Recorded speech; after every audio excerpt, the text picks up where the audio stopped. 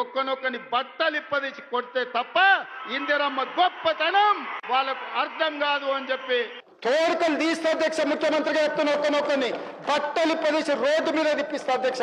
ఆనాడు దశాబ్దాల మీ గొప్ప పరిపాలనలో, మీ ఇందిరమ్మ పాలనలో ఆనాడు చెరువులను మీరు తాంబాలాలుగా మారిస్తే, వాటిని ఎండబెడితే, మిషన్ కాకతీయ ద్వారా మళ్ళీ వాటిని ప్రాణం పోసి వాటి ద్వారా మొత్తం భారతదేశంలోనే ఇటు వ్యవసాయానికి ఊతమిస్తూ ఇంకోవైపు మత్స్య పరిశ్రమకు #1 స్టేట్ ఇన్ ఇన్లాండ్ ఫిషరీస్ గా తీర్చిదిద్దింది కేసీఆర్ కాదా? 30,000 కోట్ల మత్స్య సంపద సృష్టించింది కేసీఆర్ గారు కాదా?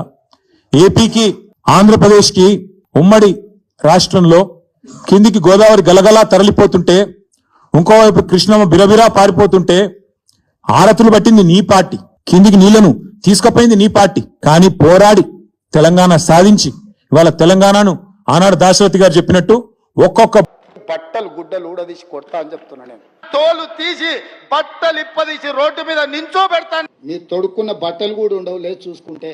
ఒక్కనొక్కని గుడ్డలిప్పదీపిస్తాం, బట్టలిప్పదీసి రోడ్డు మీద ఉరికించి కొట్టిస్తా బిడ్డ. నీ తొడుక్కున్న బట్టలు కూడా ఉండవు లేదు చూసుకుంటే. ఇది తెలియదా ప్రజలకు? 2014 ముందు తెలంగాణ ధాన్యం ఉత్పత్తి ఎంత, 2023లో తెలంగాణ ధాన్యం ఉత్పత్తి ఎంత, ఇది తెలియదా? ఇవాళ బనకచర్ల ద్వారా మీ గురువు గారు చంద్రబాబు నాయుడు గారు తెలంగాణ రైతుల గొంతు కోసి మరి గోదావరి నీళ్లను మళ్ళీ కిందికి తీసుకుపోయే ప్రయత్నం చేస్తుంటే మీరు ఎట్లా వంతబాడుతున్నారో తెలంగాణ సమాజం చూస్తలేదా? తెలంగాణ రైతాంగం చూస్తలేదు అనుకుంటున్నారా? ఈ జలదోపిడిని అడ్డుకునే ప్రయత్న భాగంలో మీరు ఎట్లా ఆంధ్ర ప్రయోజనాలకు వంతబాడుతున్నారో ఇవాళ తెలంగాణ సమాజం చూస్తలేదు అనుకుంటున్నారా? ఒక్కసారి గుర్తు చేసుకోండి అని చెప్తా ఉన్నా.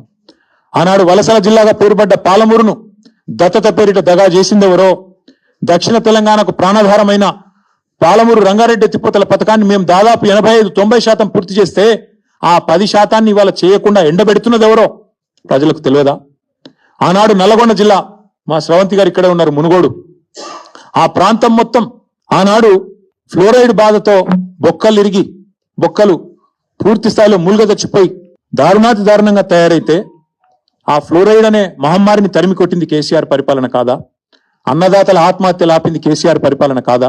ఈ సెంట్రల్ గవర్నమెంట్ పార్లమెంట్ లో చెప్పిన మాట వాస్తవం కాదా?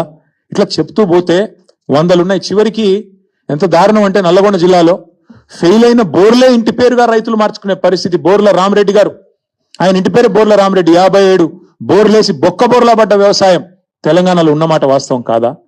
ఇవాళ మీరు మాట్లాడితే దయ్యాలు వేదాలు వల్లించినట్టు నికృష్టంగా కాంగ్రెస్ గురించి, కాంగ్రెస్ యొక్క గొప్పతనం గురించి, ఇందిరమ్మ గురించి ఎమర్జెన్సీ విధించి ఆనాడు ఎంతో మందిని జైళ్లలో నూకిన ఇందిరమ్మను గుర్తు చేసుకుంటూ మళ్ళీ గుడ్డలు కూడా తీసుకొడతామంటే ఇవాళ తెలంగాణ సమాజం అట్లా చూస్తూ ఊరుకోవడానికి, నిస్తేజంగా చూడడానికి సిద్ధంగా లేదు రేవంత్ రెడ్డి గారు.